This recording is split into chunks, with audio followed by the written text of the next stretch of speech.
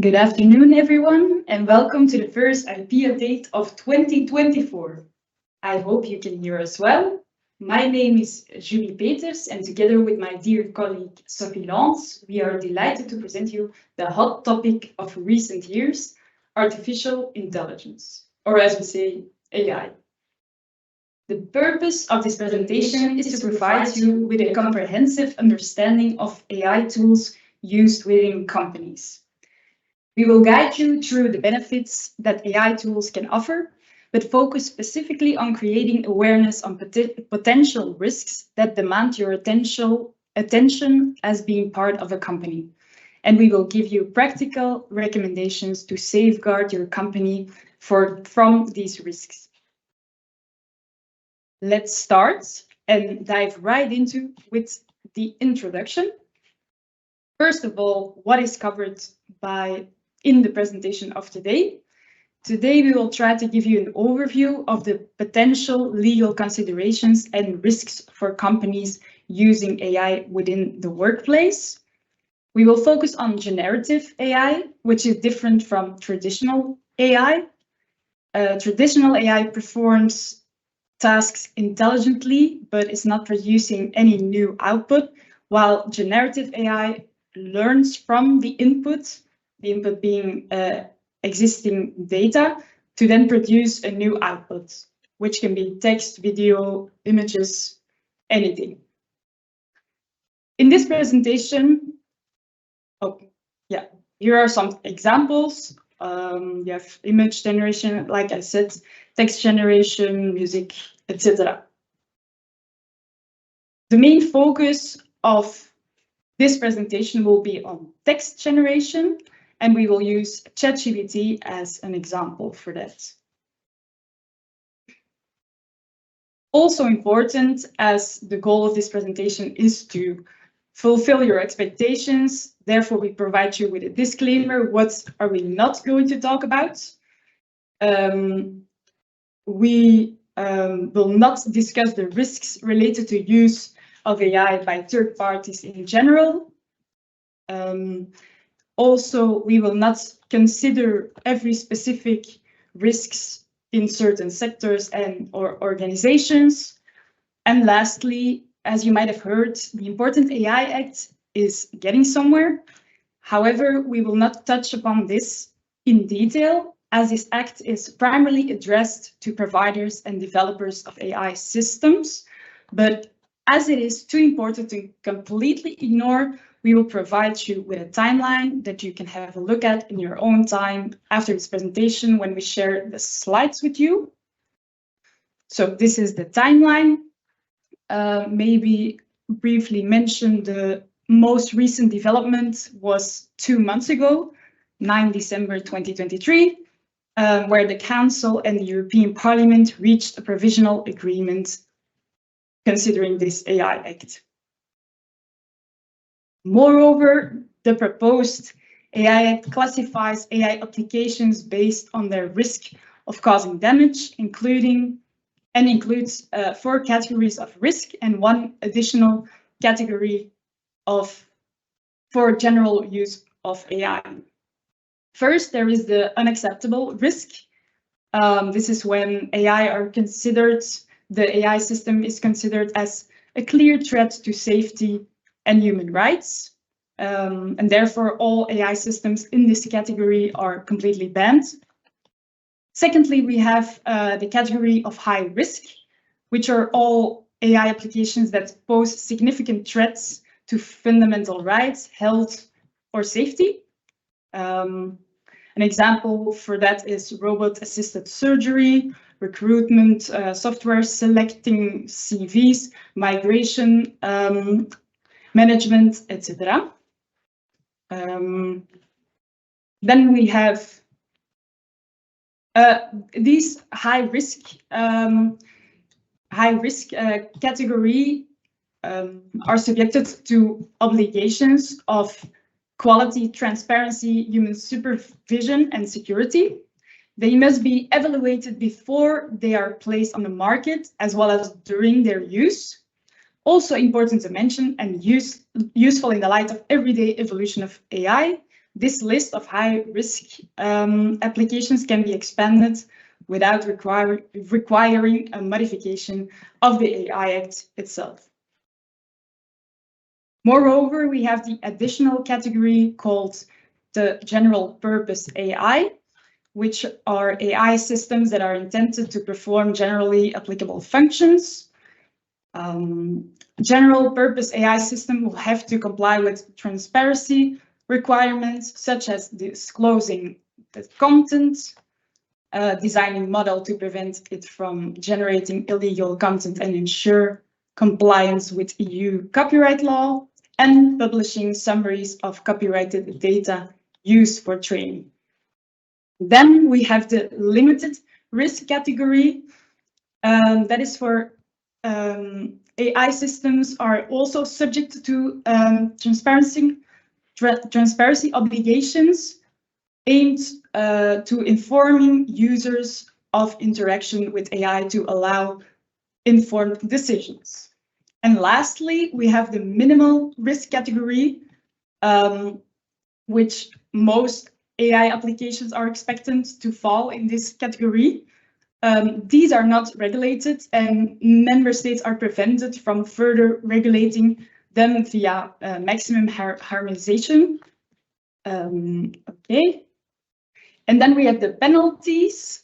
There is a percentage or an amount of penalty, and depending on your annual turnover as a company, the higher amount will be your penalty. The first one is for violations involving use of banned AI. Second one for violations of AI Act obligations. And the last one is for supplying incorrect information. For startups or smaller enterprises, it's possible to cap them. Now we will look behind the curtain of AI. AI has been completely game changer. Its availability is incredible. There is no charge or maybe a small fee. And of course, you can possibly, if you want to, upgrade under subscription. It is helpful in every sector. I would say every company, such as whether you are a banking company, healthcare, journalism, law firm, it doesn't matter. It can be useful for creative thinking, brainstorming, getting some ideas, research, support on all bases. So it's very diverse. However, and that is what this presentation will be about, it's important to be aware of the risks that it can imply. For example, your company can be held liable when using ChatGPT as a brainstorm tool for creative ideas, when in reality, these ideas might be IP protected without you or your company even realizing this. And then the patent holder can go to trial and sue you for enormous damages. And besides that, of course, also very important for your company to have a good reputation and avoid reputational damage. To conclude this introduction, I will give you an overview of the topics we will touch upon. For the first topic, we will discuss the risk. For each topic, we will discuss the risks to be considered when using AI applications and provide you with the possible solutions or recommendations afterwards. First, Sophie will touch upon the risks of using confidential information in AI tools, as well as data protection. Second, I will guide you through the possible risks in the IP world. And lastly, Sophie will delve into the topic of false information, also known as hallucination. And I will now give the floor to my dear colleague, Sophie. Yeah, the mic first. So hi, everyone. Thank you for joining. I see that we are quite numerous, so hopefully you will be happy with our presentation.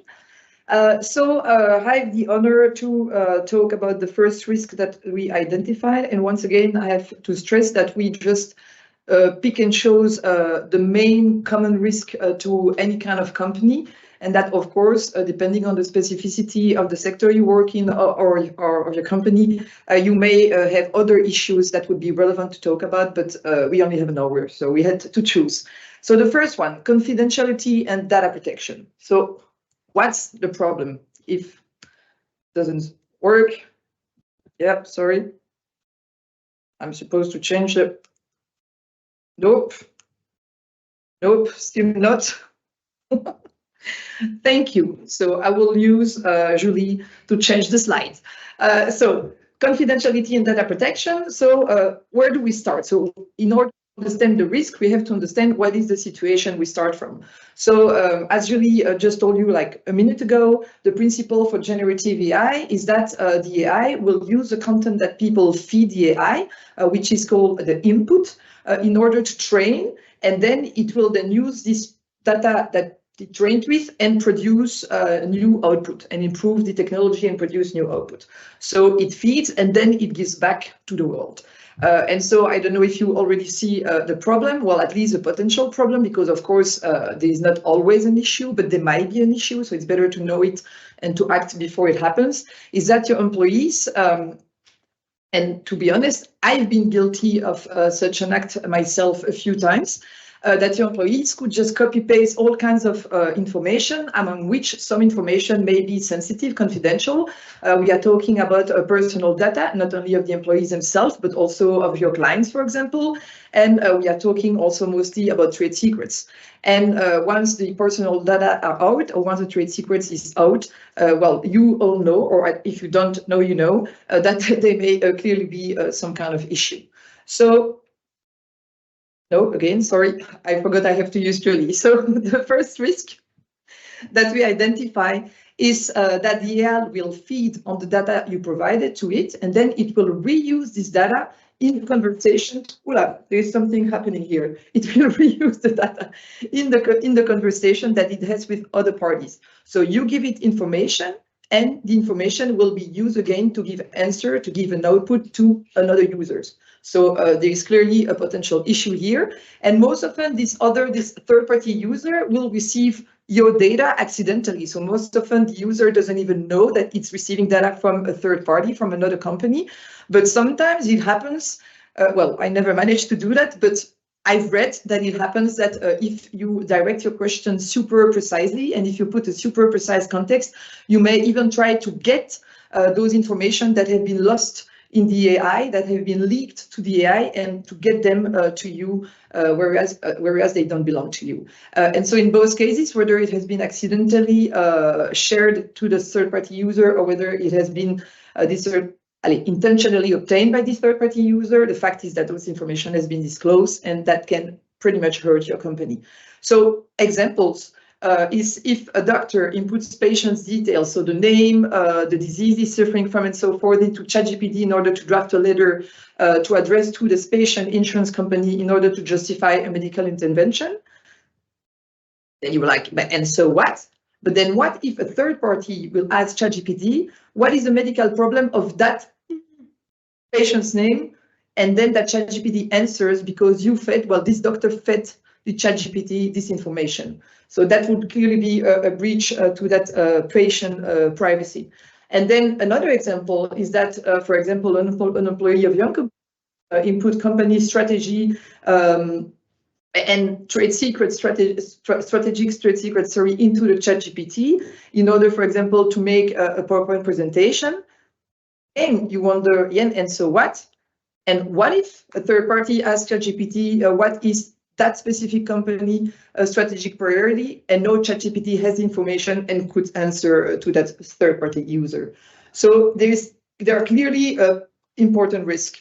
And those risks are not only theoretical, as those that we just discussed, but those risks really happen in real life, and there has been some famous examples. So ChatGPT has been has not been out since such a long time, if you think about it, even though now it seems to be part of everybody's life from super long, but it's not the case. But even in that short period, we have heard already of a lot of cases where some big companies and some smaller companies have encountered issues with ChatGPT use. For example, Samsung which I don't have to present. There has been a leak of confidential data, which in this case were a part and extract of a source code of Samsung and also of meeting records of Samsung. And those information were leaked into ChatGPT because they were used in order to do whatever the people who using those information wanted to do. But then they were leaked out, and Samsung discovered it. And so, of course, Samsung reacted. And what did they do? They decided to radically just ban the access to and the use of generative AI. So not just ChatGPT, but any generative AI, because as Julie said, we use ChatGPT for an example, but we don't. ChatGPT is not guilty of anything. Huh? We are just using it for illustration purpose. So they decided to ban the use and the access to for every professional devices, so the computer, tablets, phone, whatever. But for the private devices, which Samsung, well, cannot in principle, prohibit anything, then Samsung just asked his employees to be cautious and explain them not to share too many sensitive information. And then we have another example, which here were not a prohibition to use and or to access, but it was something softer, but still it's super interesting to note that Amazon also have seen that it wasn't as clear-cut as Samsung, but Amazon have seen using ChatGPT, some of the information that was provided in the answer given to some of its employees pretty much looked like confidential information that belonged to Amazon. So Amazon clearly saw, ooh, there is a potential issue here. So they just informed the employees and asked them not to provide any confidential information in ChatGPT, but they didn't forbid to use it. And then one even, well, not funnier, but still example is Microsoft, because as you may know, Microsoft has invested quite some amount of money in OpenAI, which is the company behind ChatGPT. So Microsoft, I guess, should have the biggest trust in AI. Well, at least they know what AI is capable of. And because Microsoft knows what AI is capable of, they also warn the employees to be super cautious and to not share confidential information. So that's quite interesting. And then, so that was the first risk, is that your information is shared with third parties by the AI. Then the second risk is that, again, the AI reuse information that you gave it in order to produce the output. So me as an employee, I don't, for example, I put sensitive information, I put a contract information, a client information and stuff in order for the AI to produce something similar. So for example, I want a contract, I use a contract I already have and I ask the AI to redraft another contract. But what the AI will do is that it will feed on the information that I give it, and then maybe it will reuse some of this information in the output, so in the new contract that it gives me, which is the output. And if I don't pay attention, so if I don't go through the contract super carefully, it may be that these contracts contain confidential or sensitive data that are trade secret protected, for example, and that I use it and just give it away to another client for him to see this confidential information, which was not for him actually. So there is also here a clear potential risk. Then the third risk we identify is that if the data, so when the data is provided to the AI, the data will be stored in the system. Here, for those of you who are used to use AI, you may know that there may be different storage conditions and policies depending on the AI you use, and also depending on the type of AI or the type of plan you use, because you have the first level and then you pay a little fee, you have a better level, and so next. And so depending on the one you use, there may be different storage condition, but in any case, they do have to store the information you feed them for at least a certain amount of days. And during that certain amount of days, or longer if it's stored for a longer period, there may be an internal bug. And once again, this is not just a theoretical risk. It happened, and actually it happened to ChatGPT itself. They had an internal bug during which it was only a few hours, and so they closed ChatGPT right away when they discovered it. But during that kind of window of time, users could see other users' conversations, and there was also some leaks about personal data of users of payable version of ChatGPT. So that was also quite an issue. And then the fourth risk that we identify is, well, similar. We are talking about what can happen to the information that the AI tool will store. Well, there might be, so we just saw an internal bug, but there might also be a security breach. So it's someone from the inside will come and try to attack, for example, ChatGPT in order to steal information or to ask for ransom to ChatGPT and so forth. That's something we already knew with other electronic tools. And now, of course, the AI is not immune to that kind of risk. And last, and I was going to say, but not least, but to be honest, maybe it's a bit but least, but it's still a risk that also exists, is that there has been, because of the buzz that the ChatGPT has provoked on the AI market, and then it was followed by his brothers in arms, if I may say, Bard from Google or Copilot from Microsoft, for example. So because of the buzz it provoked, some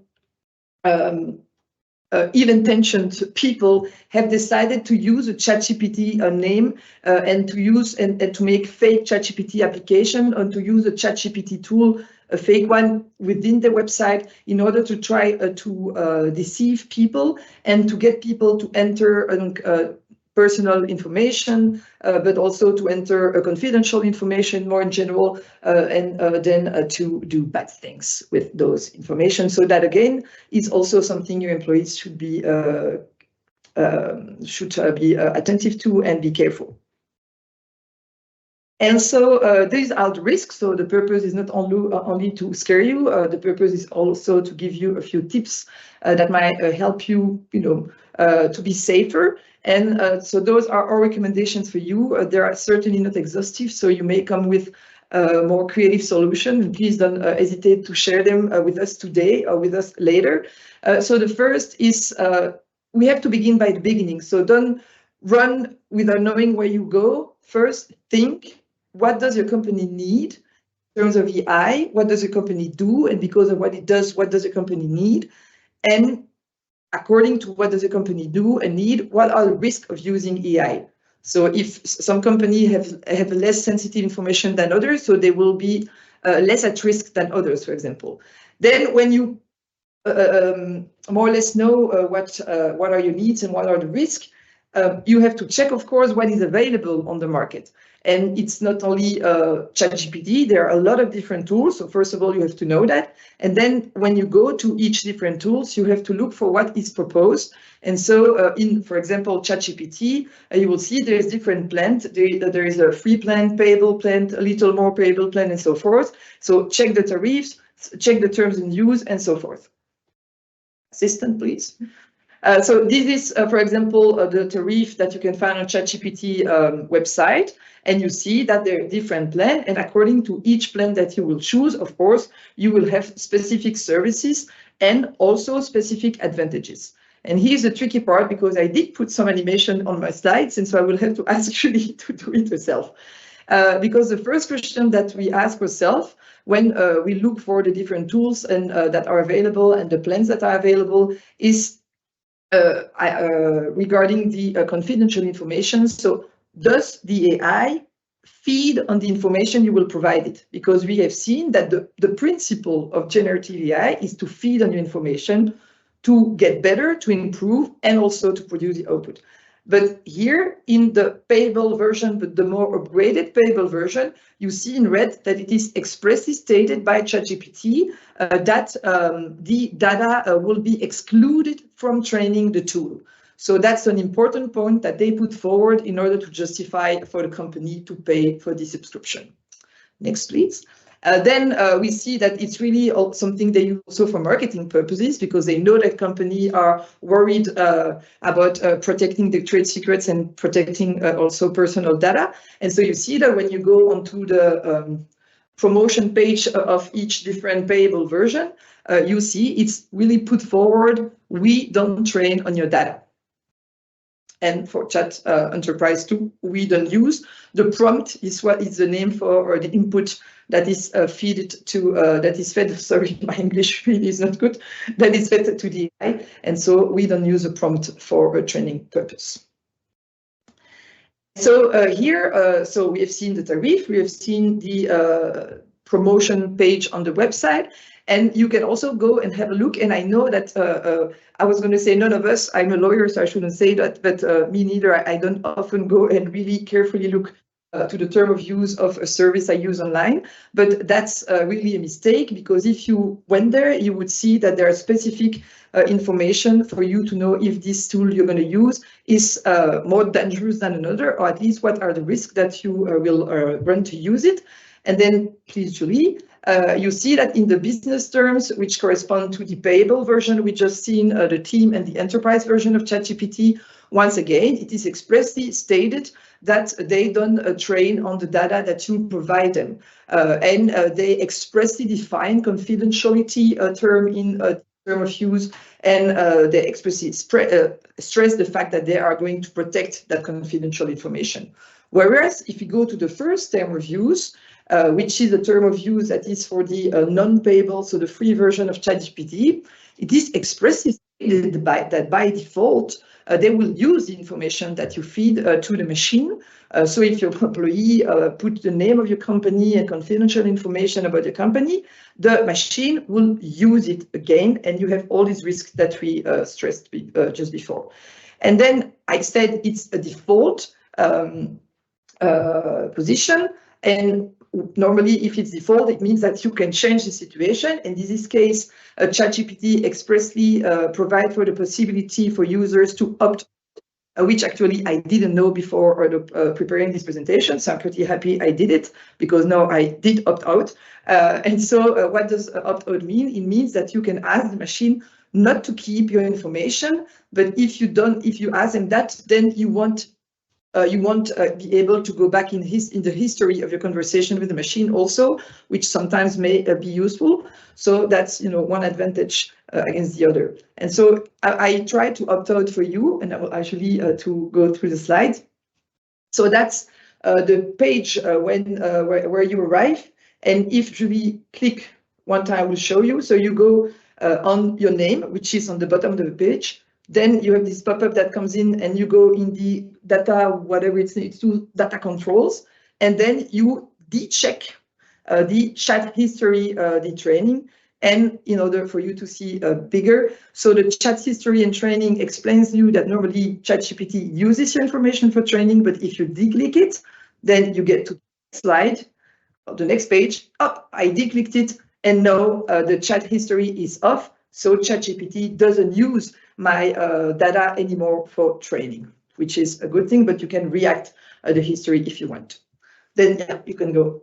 And other recommendation, once you have chosen the tool to work with, is you should proactively take measures to limit, regulate, control, whatever, the employees' access to the tool. So it's not because you decided to use a tool within your company that it should just be free market and that everybody does anything they want. And so, so you should have measure in order to control first the data that can be shared with you. So what do you have to do? What could you do is you should identify and classify the information within your company based on a sensitivity level.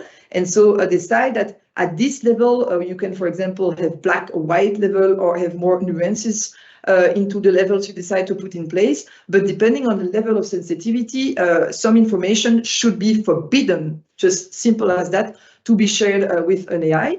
And then you should also determine who can access to the data and to which data they can access. And normally, well, the general principle is the principle of least privilege, or the need to know basis. And there is a little bullet point, one bullet point slide, because you have so to control the access to the data to be shared, but also quite simply, you can also control the access of your employees to the AI as such. So maybe some employees within a company should not, depending on a reason behind that, according to your company. Then you should also put measures, which is called the human review. So when information is inputted do we say that? No, when you input information in the machine and you get an output, always carefully review the output. Don't consider that it can just be sent out without review. Then you should adopt an AI policy, and we will go a little further into the details about that later. And then also, it seems quite simple, but again, that's something that is not often done. You should inform your employees of all the measures of the policy that you adopted, and train your employees. So explain them, show them, go on ChatGPT, do slides like I just did, use a slide that we did, for example, and explain them. And now I give the word back to Julie. Thank you, Sophie. Moving on to the next topic, which is IP. This is probably the most unclear part of the presentation, because current IP law does not take AI as such already into consideration as much as would be necessary. However, we still want to provide you with some general awareness as well as possible proactive recommendations that you could take into account within your company. First, we will cover copyright protection. Copyright in the EU is based on the principle of droit d'auteur, which means that copyright protects the original expression coming from a human creator. For example, you see the picture of the monkey, which is a selfie taken by the monkey itself, so not by a human creator. Therefore, the picture is not copyright protected. So to receive protection by copyright, the applicant must state that the work is the product of human authorship. Then the protected work also needs to be original or creative. In the case law of the European Court of Justice, the court reflects upon the creative choice of the human being. For example, you have Painter, where the court held that by making various choices, the author of a portrait photograph can stamp the work created with his personal touch. And then you have also case Cafemel that states if a subject matter is to be capable of being regarded as original, it is both necessary and sufficient that the subject matter reflects the personality of its author as an expression of his free and creative choices. Now, we would maybe think, could AI fall within this because we put input? The input is our free choice. We give them some words, we give them some combinations, and they give us an output. So maybe the AI output could be copyright protected. We also have the info back case, which literally states that choice, sequence, and combination of words expresses creativity, which results in an intellectual creation and could therefore be copyrighted. We all know that AI systems are able to create original works such as art, literature, music, just by some human instructions. So the question is copyright possible? Let's see. This is an example. I asked ChatGPT to write me a song, and I gave him some words and chords and told him to make it rhyme. Now the question is such a song copyright protected or not, or would it be possible to make it copyright protected? As we see some real examples in practice, here is Zaria of the Dawn, which is a short comic book, whereas the illustrations of the book were AI illustrations, so they were completely made by AI, by the AI tool Midjourney. And therefore, the US Copyright Office revoked the copyright protection and stated that only human-created works can receive protection. However, the story of the book was copyright protected because that had a human factor, but not the illustrations. Then another example is this AI picture, Théâtre d'Opéra Spatial, which is a picture that was a winner of an art competition and won a prize for best art. However, it is not possible to copyright it according to the US Copyright Office, again, for the same reason, because it has no human authorship. Okay, and now moving on. So we probably, based on the examples as of today, we could state that it's not possible to copyright the song that I previously showed you. However, if we imagine that it would be possible to copyright it, then there's another important question to ask ourselves. Who is the author? Is it me, the author, that gave instructions to the ChatGPT and gave him some words and gave him some chords? Or is it ChatGPT creating the complete output? Or is it a collaboration? Is it both of us? Is it the AI system and me giving the instructions? Again, the example. ChatGPT specifically gives us an answer to that. So I asked ChatGPT himself as well, and he says it belongs to me. So the song is mine, let's say, and he also write it in the content. So you retain the ownership rights on both the input as well as the output. So ChatGPT gives you all the rights on the things that come out of ChatGPT. Now some recommendations. As the law hasn't been very much developed yet, it's very difficult to give a lot of recommendations based on copyrights at the moment, but we can advise you to consider using a dedicated AI model that is trained on data that is legally obtained with an appropriate license in place. Also to proactively address ownership issues through well-crafted contracts that you know, like who is the author of this work. Even when used AI tools, you can use collaboration agreements with an AI tool, etc.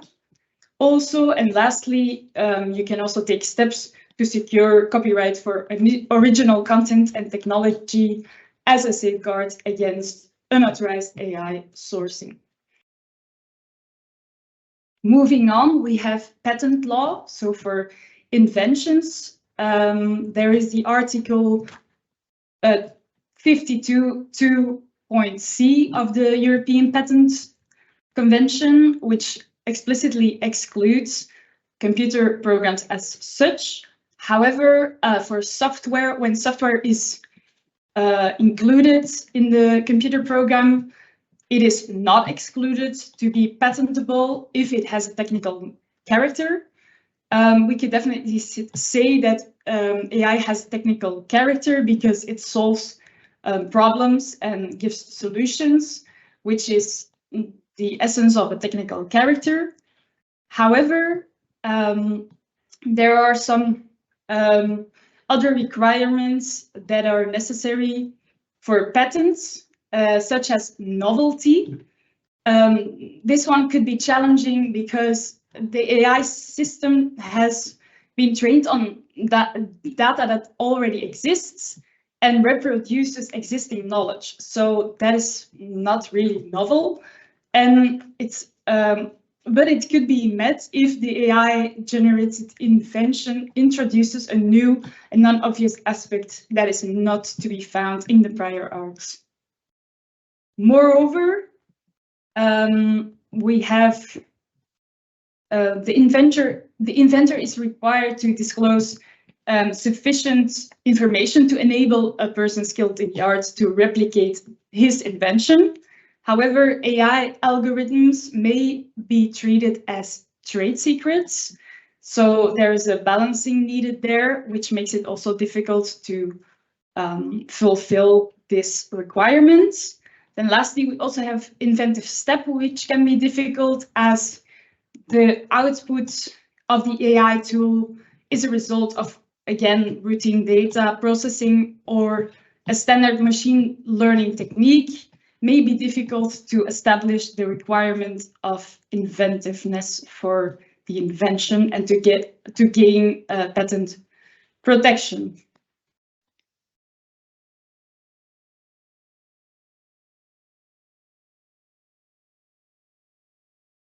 Then we move on to the recommendations for patents. Again, it's quite similar to what I already mentioned to you for the copyrights.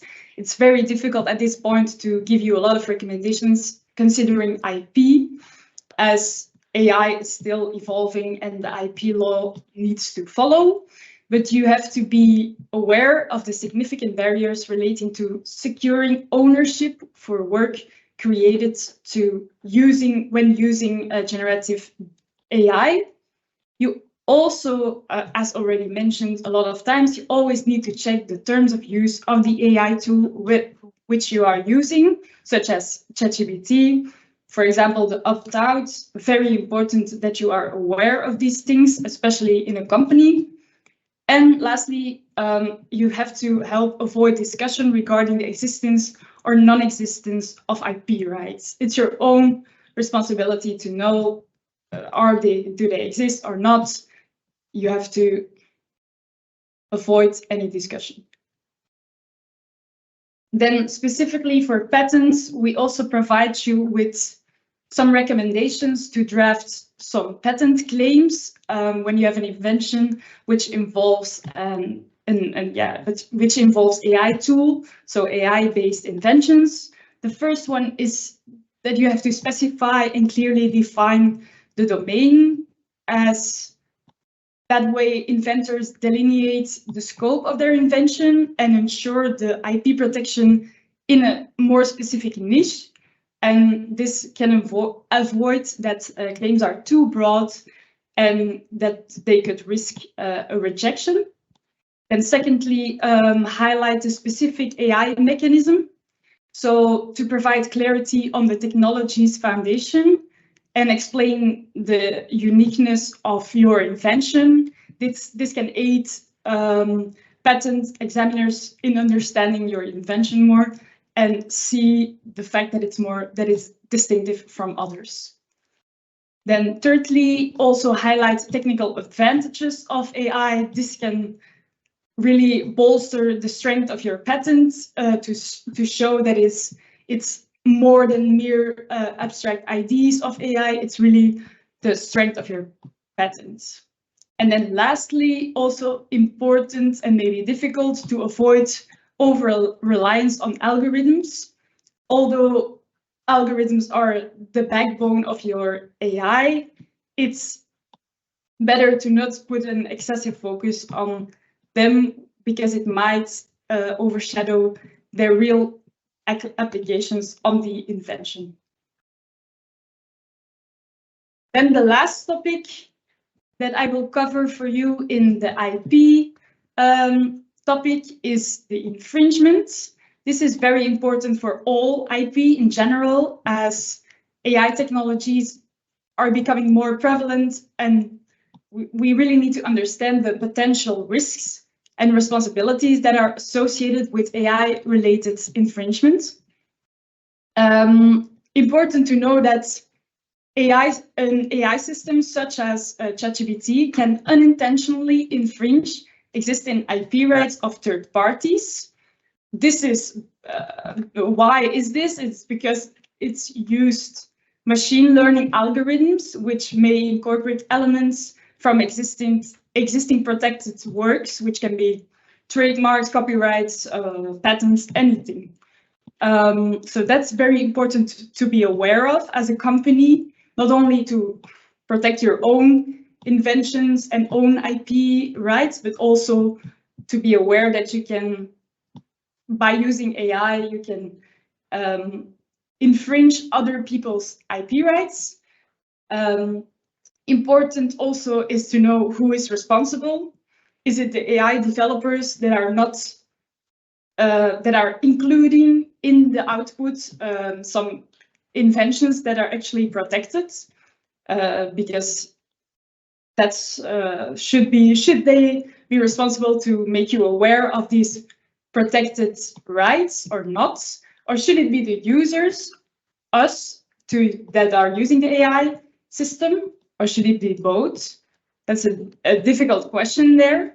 But ChatGPT, as an example, again, in its terms of use, gives us an answer to that, and says that he is not be held liable for any damages. So it's our responsibility if we use something of the output.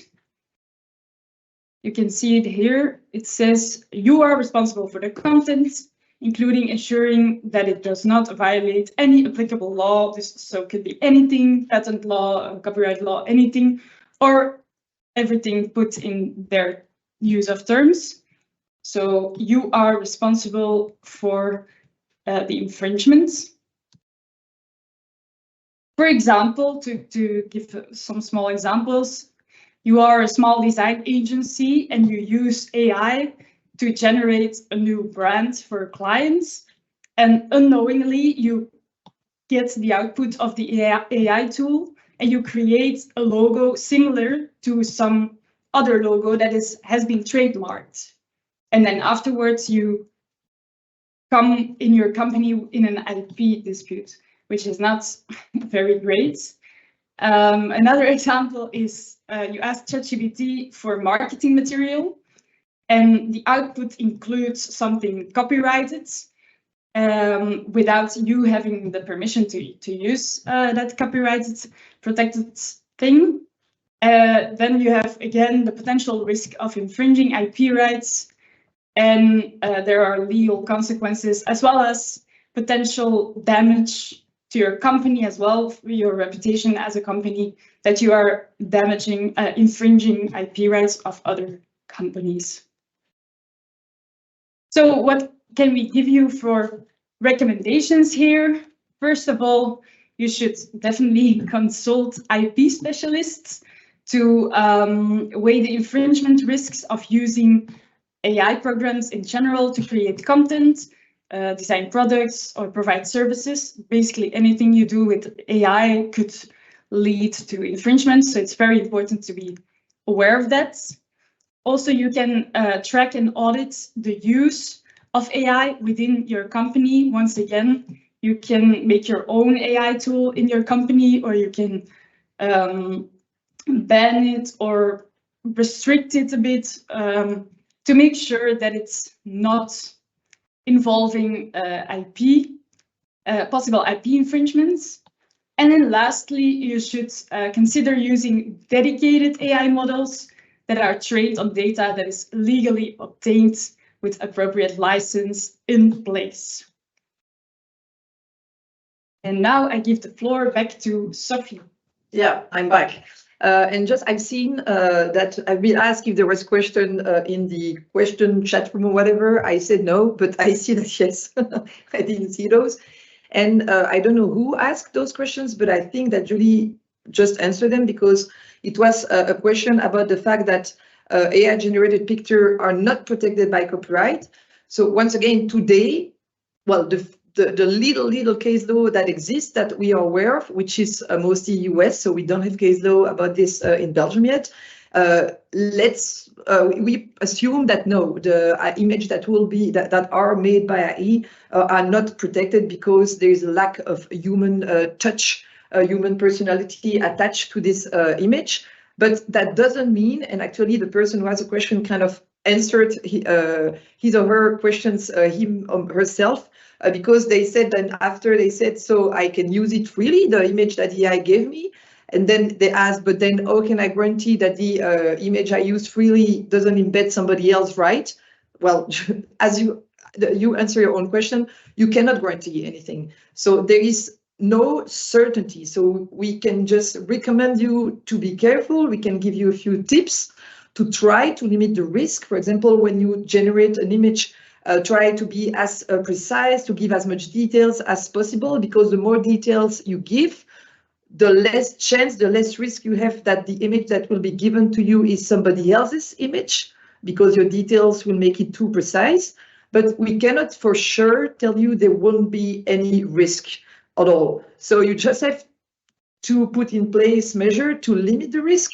but there is no 100% guarantee that you won't infringe somebody else's right by using an image or whatever, a text that has been generated by AI. And you may have heard of proceedings, again, not in Belgium, but one big proceeding in the United States by the New York Times. So it's not about images, it's about journal articles, where so New York Times sued, I have a blank, I don't remember, yeah, it's OpenAI I was going to say, but I wasn't sure, so sued OpenAI because they said proof on the table that OpenAI fed on New York Times article to produce output to then give to the users. So the proceeding is still ongoing, but OpenAI may close a deal with the New York Times, as it did with other big editors, in order for these big editors to allow OpenAI to feed and to train on the data. But with New York Times, there is no agreement yet. So if you made up a text with ChatGPT and that New York Times find out that in this output there is an extract or big enough that kind of is a copy paste or super similar to one of its articles, he could sue you. Okay, and he could also sue ChatGPT for feeding on the data, but then sue you for infringing on the data. There is also a big case in the UK with Getty Images. So quite of the same story, but here with images. So there's no guarantee, but to be careful and to come and see us, and together we'll try to be creative. So hopefully we answer your questions. Don't hesitate if it's not the case. So I go back with my assistant, Julie. Thank you. So false information. So sometimes if you have already used ChatGPT or Bard or whatever tool, you may have out by the result they gave you. To be honest, I did it and it was quite amazing. But if you don't pay attention, you may be quite disappointed because behind this first wow kind of effect, you may find that some of the elements, some of the data that are in the output are false, are weird, or are not, correct. So it's pretty much unpredictable and pretty inconsistent. So you can never know for sure that what the AI gave you is correct. And so there is a clear inherent lack of reliability, of 100% reliability of the AI, which is actually, which can be explained. First of all, this lack of certainty is due to the information the AI feeds on. Most of the AI, so not all of the AI, but most of the AI today feeds on the internet data. The internet data is just an infinity of data. And in this infinity, there is super good data, but there is, of course, super bad data. But by accident, bad because there are bad people out there that try to spread fake news or fake whatever. And the AI may not know it's fake news or fake whatever, and will just use it and give it to you as if it was super nice information. So information the AI feeds on, but next to that, there is also the way the AI operates. The AI has been made, so not only ChatGPT, but Bard, Copilot, whatever, they've been made in order to give you an answer. So normally, there is no situation where the AI will just tell you blank. So the AI, if it doesn't find the answer, it will look just next to it and find the most probable answer and try to make it so it's not on purpose, they don't try to deceive you, but it's just the way the algorithm functions. So if they don't know because they don't have the data, they will just go and look for the most probable answer to give you. So if when you ask a question, you don't give enough context, for example, they may also give you a wrong answer, because if you don't give the context, they will come maybe the first element that comes, which is not the answer to your specific question.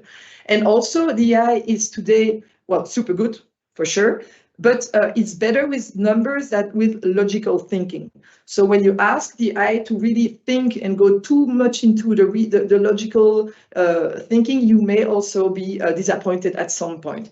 And all of this brings what is known on the market as hallucination. So the AI will use false information, wrong information, or when it doesn't know, it will just come out of the blue with a possible solution, which is an hallucination because it's not factually correct. And we have here an example of an hallucination, which I stole from one of my colleagues who gave an internal AI presentation. And oh, that's not one of my colleagues. The one from my colleague is a few slides ahead. So here I stole it on the internet. I put the reference, as you can see. This person who wrote this article asked, what is the world record for crossing the English Channel entirely on foot? So, well, hopefully you know that we cannot cross it on foot. Well, if you can, then please let me know, and I will be glad to meet you. But because he asked this question in such a way, he directed it in a really precise way, the AI just thought, "Ooh, I have to give an answer." So the question was not, is it possible to walk on foot on the canal? The question is, what is the record? So the AI needs to give you an answer to your specific question. And what does the AI answer? The world record for crossing the English Channel entirely on foot is 14 hours. So not only you can walk on water, but you walk super fast. So it's quite interesting. But it's also interesting to note that the AI tell you it's very challenging and dangerous to walk on the water. So good to know. So that's clearly an hallucination. And another hallucination that's also quite nice, it was from the same article I read online, is here hallucination can happen in words, but it can also happen in image. The DALL-E 2, which is also part of the OpenAI group, so it's kind of the brother or sister of ChatGPT, was asked to make an image, and here you can see the prompt, whatever it's called. It's so please draw a 1960s art of cow getting abducted by UFO in Midwest, because in the United States in the 60s there was a whole story about extraterrestrials, how do we say extraterrestrials, yeah, or aliens abducting cows, go figure. And so there was some images, and clearly the AI didn't know about this specific time of the 60s in the US, and so made this wonderful image hallucination. And clearly most of, well, all the AI tools, they know that the AI doesn't know everything, and that they can at some point provide a fake, wrong answer or not totally correct answer. And so they do, you will find disclaimers. So please look, because so that you know, you will find disclaimers. Here we have ChatGPT, where you can see on the bottom of the screen you use when you enter your prompt. I put it a little bigger, where they say, if you can go back, because I don't remember, they just say, so ChatGPT can make mistakes, please consider checking important information. Then ChatGPT still, in the terms of use, that's on the next slide, again, disclaimer, will tell you that the output may not always be accurate, that you must evaluate the output for accuracy and appropriateness, and that the services of ChatGPT may provide incomplete, incorrect output, and that you will be the sole responsible for evaluating the quality, the accurateness of the output. So if you put the output out there with fake, wrong, incorrect information, it's on you, because ChatGPT just warned you to check the information before using it. And then we'll see that we have the same for BART. So the Google tool, which also pretty clearly make a disclaimer about the fact that BART can sometimes be wrong, and that it's an experiment, and that it can give you wrong answers. So you should be aware of it and be careful and review the information that is given to you in the output. We have real life, again, it's not only theoretical. For us lawyer, this example is the best. Well, I don't know if you will like it as much as we did, but in last year, actually, so it's, well, it couldn't have used ChatGPT before the last year, so I guess it's normal. We have a lawyer, quite an experienced lawyer, 30 years of bar, so it was not, any lawyer that used ChatGPT in order to challenge the opponent request. So the opponent asked to dismiss the case, and the claimant say, no, you cannot dismiss, and here is why, poof, and then a document with a reference to 6 super relevant case law judgments. But the problem is that when the opponent, the defendant, tried to check for this case law and didn't want to just believe the claimant on his word, he couldn't find the case law, and he told the judge. So the judge also looked for the case law, but he couldn't find the case law either. So the judge said, please, claimant, provide me with a copy of the judgment that you invoke. And then the claimant went back to his office, and because ChatGPT was his best friend now, he asked, hey, Chat, could you please provide me with the judgment that you gave me yesterday? And chat just gave him 6 judgments that he provided him yesterday. And so gave him to the judge, and the judge checked the judgment that were giving to him, and it appears that the 6 judgments that were handed over, well, now we know by chat, were all fake. So fake citation, fake references, all fake. And so the claimant's, the lawyer defense was that he was a first-time user, he never used ChatGPT before, and he didn't know, so that's the important part, that the answer given could be false. That's why that's important to be informed. Then we and that is my colleague here, information that I stole. We did the same this year, and we asked also ChatGPT to give us a few examples of case law about abuse of rights, contractual matters, whatever. ChatGPT gave us a few, and then we asked him, not me, my colleague, are these decisions actually real decisions? And ChatGPT was nice enough and honest enough to tell me, no, they are not a real decision. I just made them up because I wanted to give you some hypothetical examples. And if you want real information, please go look somewhere else. That's pretty much what ChatGPT said. But go figure here, because it was for an internal training. So my colleague did ask that. But what if he didn't ask that, and as the New York lawyer, he would just have taken the case law that ChatGPT gave him, thinking, okay, that must be true. So always be super careful about what you do, what you use. Then he will go a bit faster, because I see that we are running out of time, but it's almost over. Well, it's super fast. Then we used, it's actually Julie who asked ChatGPT if he knew me. And first he said no. I was pretty much disappointed. I hoped to be a famous person. So Julie tried to help ChatGPT and put more context. It goes too fast. And she asked if I was a Schlager singer, which I didn't know what it was. But for those of you who know, well, there it is. And ChatGPT said pretty much that, no, I was not a Schlager singer. I was like, oh, that's true. But I'm a Belgian super famous singer in pop and electronic music. Which may be true for those of who took a show with me, but you are very few. So no, it's not true. I'm not a famous pop singer. So here again, false information. The risk is that with all this false information, because you go to ChatGPT to help you take decision a lot of the time, and then to share this decision with the outside public, and then the risk is that you will make decision on false AI-generated information.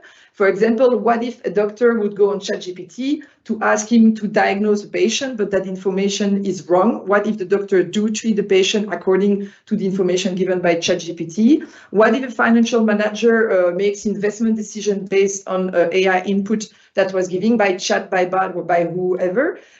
Well, if this decision is made and that we in some way discover the information was false, that can create damage, real harm in the case of the doctor, for example, also quite real harm in the case of the financial manager. That can certainly create reputational harm, which is also financially pretty much impacting.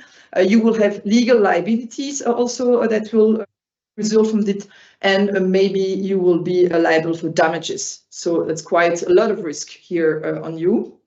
And I forgot I had made this super animation of arrows. And then what do we recommend to you to do? As you may see, it's quite the same. So we didn't reinvent, well, we say in French, the knife to cut the butter. It's inform, train your employees, develop a risk management system. So have someone who knows what will happen with AI within your company.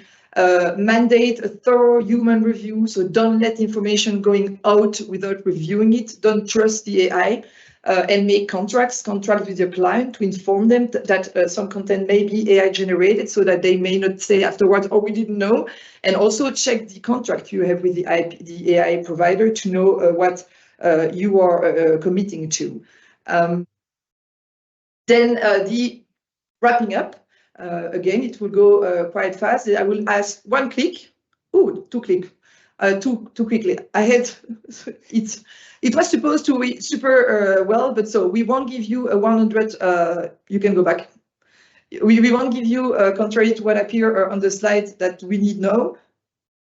100 guarantee, so you won't go back, I guess, totally satisfied to your office, but hopefully you will go back with a little more information and takeaways as to how to use AI more confidently, even though we cannot exclude any risk. Yeah, that was supposed to work better. So the first takeaway, there are two takeaways you will see. The first is think. Again, understand what you need, understand what you can get from the AI, understand what the AI, what risk it represents for you, and understand if, according to the need, the advantage and the risk, you need it. Second takeaway, and you will see that's a big takeaway because we put everything in it, is adopt concrete measures. So once you thought, act. So consultant specialist, that would be us, I guess. Adopt an AI policy. We'll go back to that very, very quickly. Inform and train your employee. Appoint an AI manager. Ensure transparency. Transparency not only internally. So if I give someone a contract that I made with AI, I will tell him, I will say, hey, boss, I use AI to help me to go faster so that he knows. And if he sees something weird, he will know, maybe that's because of the AI. Inform the external public. Review the contracts with the suppliers. Have contracts in place with your customers. Watch out for the interaction with the other regulations, so data protection, stuff like that. Update your AI policy. So once you've done all that in an AI policy, update it. Be on the ball, as we say also in French. Consult a specialist again. And then, so we close with the adopt the AI. So in a policy, in your AI policy, what you will do is to decide, do you want to ban the use of AI tools? Do you want to just restrict the use, or do you want just to warn your employees? Then also in your policy, you will highlight the AI limitation, inform them about the issue with confidential data that are used to train the machine in some cases, inform about the risk about false information, about hallucination, about possible bias that will be found in the output generated by the AI. And again, still in the AI policy you have to adopt, is put in place guideline for your employees to know how to use AI. So if you can use AI within your company, help them to know what they can do, what tool they can use, who can use AI, what can the AI be used for, how it can be used. So tell them no disclosure of confidential information, don't use the output as such, it's just a starting point and then you have to work on it, and so on and so on. And then we have here a live example that Julie actually managed to get yesterday, if I don't mistake. So it's Elia, which is a Belgian company in the energy sector, was nice enough to told us that we could use the AI policy they put in place inside of the company.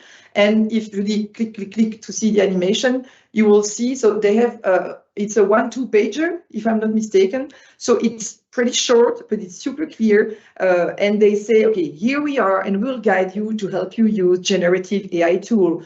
We have to prevent internal company information from linking. Also, it applies to the personal data. We have to minimize the risk. Click. Then they also draw the attention on the IP risk. Now you can click again, and or you can click like until it's a lot of yellow. But you can see if you take the time to read this policy, Elia's policy, Elia really in a 1-2 pager managed to put most of all the attention point that the employee need to know about how to use AI within the company. So it's quite nice, and of course it has to be adapted to your own sector. And Elia may not use, for example, a lot of IP, so the IP part was not super important. So they did put one IP word into the text, but if you are a marketing agency doing designs and stuff, you may want to be a little more specific about IP, for example, in your AI policy. So that's it, 9 minutes late. Thank you for those of you who stayed with us and for those 9 minutes. Thank you for all the others who stayed quite a long time too. And yeah, there is no more question. So I don't know if there is any question. Now is your time. If there is no question and there is question later on, you can of course contact Julie or myself or anyone within Altius, and we will make sure to answer you as clearly as possible. And I think that the slides will be sent to you, yes, quite shortly. So that's it for today. Thank you for lunching with us or watching us, and have a good afternoon.